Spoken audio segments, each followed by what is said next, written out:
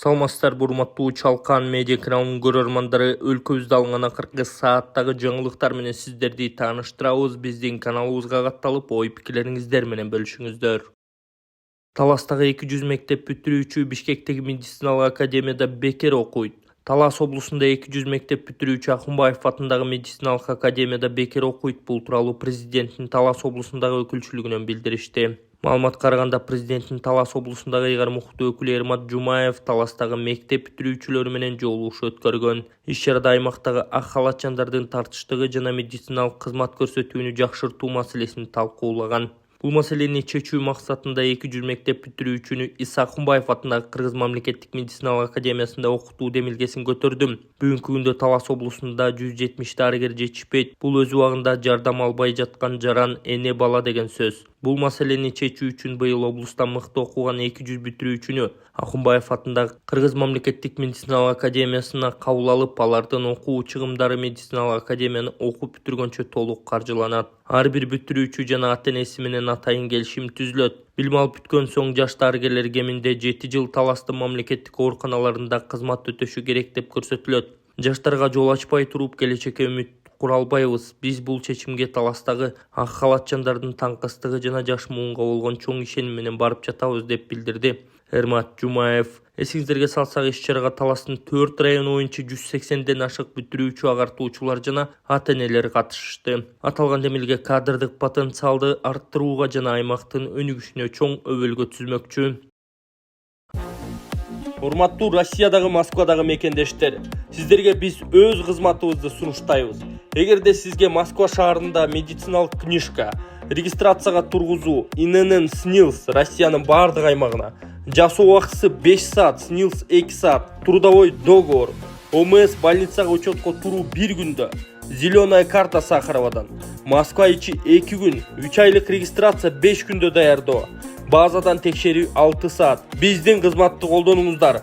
Биз менен байланыш +7 977 38 836 32 WhatsApp, +996 556 80 90 52.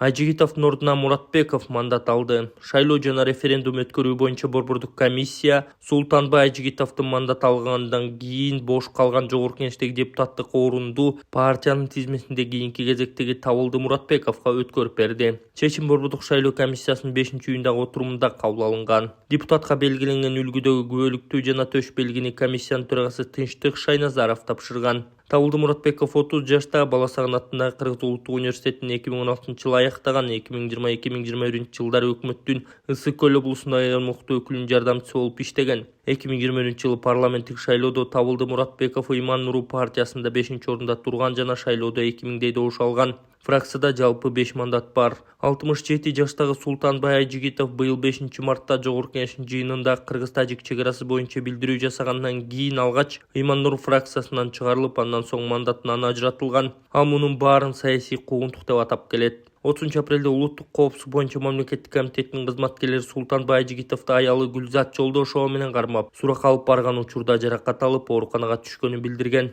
Кашы жарылган аял экөөнүн колу көгал экени тартылган сүрөттөр социалдык тармактарга жарыяланган. УКМКнын төрагасы Камчыбек Ташиевдин тарапташы Регион телеканалынын жетекчиси Өткүрбек Рахманов Султанбай Айжигитовду жана анын жубайын кармоо учурунда денесинен жаракат алды деген маалыматтарды четке каккан. УКМК Айжигитов жана Гүлзат Жолдошова кылмыш жаза кодексинин 337-беренеси кызмат абалынан кыянаттык менен пайдалануу менен иш козгогон. Атайын кызмат мурдагы депутат жубайын жогорку кеңештин аппаратына мыйзамсыз жумушка киргизип, бюджетке 3,2 миллион сом зыян келтиргенин билдирген. Султанбай Айжигитов аялы мыйзамдуу иштегенин билдирип, саясий куугунтукка кабылганын айтууда. Анын сөзүнө караганда, жубайы депутат Динара Ашимованын жардамчысы болуп иштесе, Динара Ашимованын баласы Айжигитовдун жардамчысы болгон. 30 апрелде Бишкектин 1-май райондук соту Султанбай Айжигитов менен Гүлзат Жолдошованын бөгөт чарасын карап, аларды 2-июнга чейин үй камагына алуу чечимин чыгарган. Кыргызстан Белоруска картошка жеткире баштайт. Кыргызстан Белоруска картошка жеткире баштайт. Тиешелүү келишимге Минск шаарында өткөн бизнес форумда кол коюлду. Экспортко сабиз, капуста, алма, цитрус жемиштерин жана башка жашылчаларды да жөнөтүү каралган. Мындан тышкары асыл тукум мал чарбасы жаатында кызматташуу боюнча меморандумга кол коюлганы айтылды. Анда технологиялар менен алмашуу, асыл тукум программаларын биргелешип иштеп чыгуу жана малдын тукумунун сапатын жакшыртуу каралган. Айыл чарба министрлиги бул макулдашуулар сооданы кеңейтип, айыл чарба тармагын өнүктүрүп, эки тараптуу байланыштарды чыңдай турганын белгиледи. Эсиңиздерге салсак, Кыргызстан менен Беларусь ЭЭПке мүчө.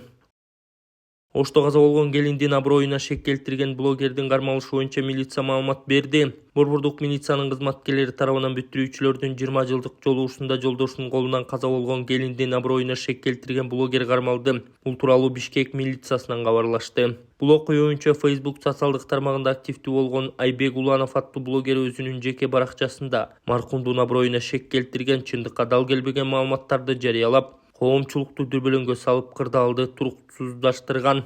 Бул факты Бишкек шаардык ички иштер башкы башкармалыгы тарабынан көзөмөлгө алынып, анын жүрүшүндө 1994-жылы туулган жаран тергөө кызматына жеткилген. Ал кылган аракеттерине өкүнүп, жарандардан жана маркумдун жакындарынан кечирим сураган жана тиешелүү экспертизалар дайындалган. Кийин кайрадан түз эфирге чыгып, коомчулукка терс таасирин тийгизген билдирүүлөрдү жарыялап, кырдаалды урчуткан деп айтылат маалыматта. Жогоруда көрсөтүлгөн тиешелүү экспертизалардын жыйынтыгы менен Кылмыш жаза кодексинин 330-беренесине расалык, этностук, улуттук, диний же региондор аралык кастыкты арыздашууну козутууга ылайык кылмыш иши козголгон. Милиция кызматкерлери тарабынан ыкчам издөө иш-чаралары жүргүзүлүп, 1994-жылы туулган шектүү Чүй облусунун Аламүдүн районунун Чокморов айылынан кармалып, тергөө кызматына жеткилген. Шектүү республикалык наркология жана психиатрия борборуна жеткилген. Медициналык экспертизанын жыйынтыгында анын баңги заттарды колдонуудан кийинки мас абалында болгону аныкталды. Ассаламу алейкум, кыргыз элим. Аты жөнүм Алимов Дастанбек, 1999-жылы төрөлгөнмүн.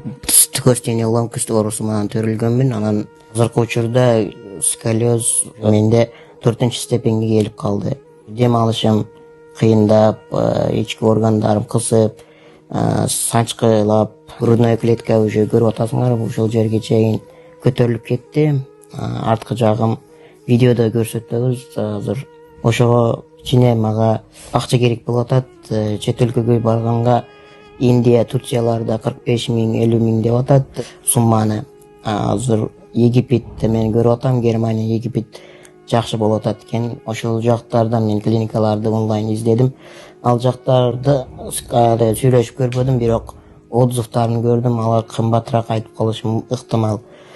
Ошондуктан мага кичине жардам берип коюшуңарды суранам, кыргыз элим. Силердин 100 сомуңар менин өмүрүмдү сактап калышы мүмкүн да. Силердин 1 литр бензиниңер же магазинден алып иче турган суусундугуңардын акчасы бир эле менин өмүрүмдү сактап калышы мүмкүн. Аллах таалам үчүн жардам берип коесуңар деп суранам. Банк номерим 51 менен 191430 деп Дастанбек А деп чыгат. Сбербанк карталар видеонун астында жазылган болот. Сбербанк картамдагы жазсаңыздар Дастанбек А деп чыгат.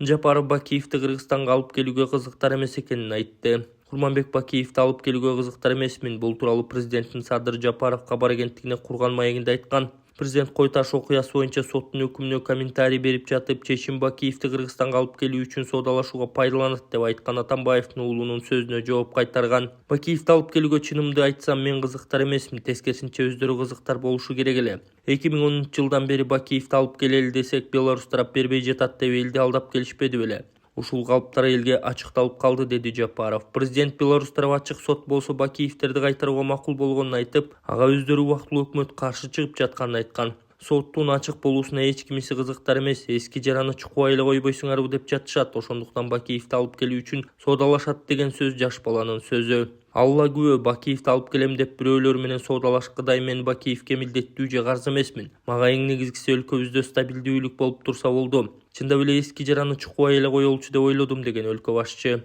Ошол эле учурда өлкө башчы ачык сот болсо кылмыш ишинин мөөнөтү өтүп кеткенине байланыштуу күнөөлүүлөрдү жоопко тартуу кыйын болоорун кошумчалаган. Садыр Жапаров Татарстандын башчысы менен жолукту. Президент Садыр Жапаров 5-июнда Чолпон Ата шаарында Акыл Бирти жана анын экосистемаларын сактоо программасынын жетектөөчү комитетинин 4-чү жыйынына катышуу үчүн келген Орусиянын Татарстан Республикасынын башчысы Рустам Минниханов менен жолугушту. Кыргызстан менен Татарстандын ортосундагы экономикалык, экологиялык жана маданий гуманитардык чөйрөлөрдө кызматташууну тереңдетүү маселелери талкууланган. Биргелешкен долбоорлорду жүзөгө ашырууга, өнөр жай кооперациясын өнүктүрүүгө, туристтик байланыштарды бекемдөөгө, ошондой эле курчап турган чөйрөнү коргоо жана түрк элдеринин символу болгон ак элибизди сактоо жаатында өз ара аракеттенүүгө өзгөчө көңүл бурулган. Садыр Жапаров Рустам Миннихановду жылуу кабыл алып, Кыргызстан менен Татарстандын кызматташтыгы кыргыз-орус стратегиялык өнөктөштүгүнүн духунда динамикалуу өнүгүп, чыңдалып жатканын белгиледи. Мамлекет башчы Кыргызстан жаратылышты курчап турган чөйрөнү коргоо, климаттын туруктуулугу жана биологиялык ар түрдүүлүктү сактоо маселелерине өзгөчө маани берерин баса белгиледи. Бул контекстте ал Татарстан менен биргелешкен экологиялык жана илимий долбоорлорду ишке ашырууга кызыктар экенин билдирген. Өз кезегинде Рустам Минниханов айтылган демилгелерди колдоорун айтып, экология, климаттын туруктуулугу жана биологиялык ар түрдүүлүктү өнүктүрүү жаатында кызматташууну мындан ары тереңдетүү зарылдыгын белгилеген. Ал үстүбүздөгү жылдын март айында кабыл алынган бул багыттагы эл аралык кызматташтыкты өнүктүрүүгө багытталган Казань резолюциясын эске салган. Мындан тышкары Татарстандын башчысы Кыргызстандын жарандарынын келүүсү жана иштөөсү үчүн жагымдуу шарттарды түзүүгө салым кошууга даярдыгын белгилеген. Бишкек башаламан соода жүргүзө турган жер эмес, мэр Айбек Жуншалиев Ош базарын текшерди. Бишкек шаарынын мэри Айбек Жуншалиев көчмө жыйын өткөрүп Ош базарынын аймагын текшерди. Бул тууралуу мэриянын басма сөз кызматы билдирди. Текшерүүнүн жүрүшүндө Бишкек шаардык санитардык эпидемиологиялык көзөмөл борбору коомдук тамактануу жайларда санитардык эпидемиологиялык нормаларды камсыздоо боюнча жетишсиз иш алып барганын белгиленген. Мындан тышкары мэр базардын соодагерлери менен жолугушуп, аларга соода жүргүзүү үчүн бөлүнгөн жерлерде гана соода жүргүзүүнү эскерткен. Бүгүнкү күндө өрткө каршы нормаларга жана талаптарга ылайык келтирүү, башаламан соодадан тазалоо жана көрктөндүрүү иштери Бишкек шаарынын баардык базарларында жүргүзүлүүдө. Мыйзам жана белгиленген эрежелер бар. Өзгөчө кырдаалдарды болтурбоо үчүн аларды так сактоо керек. Бишкек шаары башаламан соода үчүн жер эмес деген мэр. Текшерүүнүн жыйынтыгында Айбек Жуншалиев көрктөндүрүү иштерин жүргүзүүнү, ошондой эле базардын аймагынын санитардык абалын көзөмөлгө алууну тапшырган. Токмокто жаш жигитти сабаган шектүүлөр кармалды. 3-июнда Токмок шаарынын тургунун сабаган деп шектелген адамдардын тобу аныкталып кармалды. Атайын кызматтан билдиришкендей, үстүбүздөгү жылдын 27 майынан 28 майына караган түнү Токмок шаарындагы Караван-Сарай кафесинин аймагында 2005-жылы туулган жаранга белгисиз адамдар тарабынан кол салуу болгон. Бул факт боюнча жабырлануучунун жакындары арыздангандан кийин сотко чейинки иликтөө иштери башталган. Ыкчам издөө иш-чараларынын натыйжасында УКМКнын жана Токмок шаардык ички иштер башкармалыгынын кызматкерлери тарабынан кылмышка шектүү катары 3 адам кармалды. Кылмышка шектүүлөр Токмок шаардык ички иштер башкармалыгынын убактылуу кармоочу жайына киргизилип, укук коргоо органдары тарабынан тергөө ыкчам иш-чаралары улантылууда. Белгилей кетсек, жабырлануучу улуттук госпиталдын бет жаа хирургия бөлүмүндө жаак сыныгы диагнозу боюнча стационардык дарыланууда.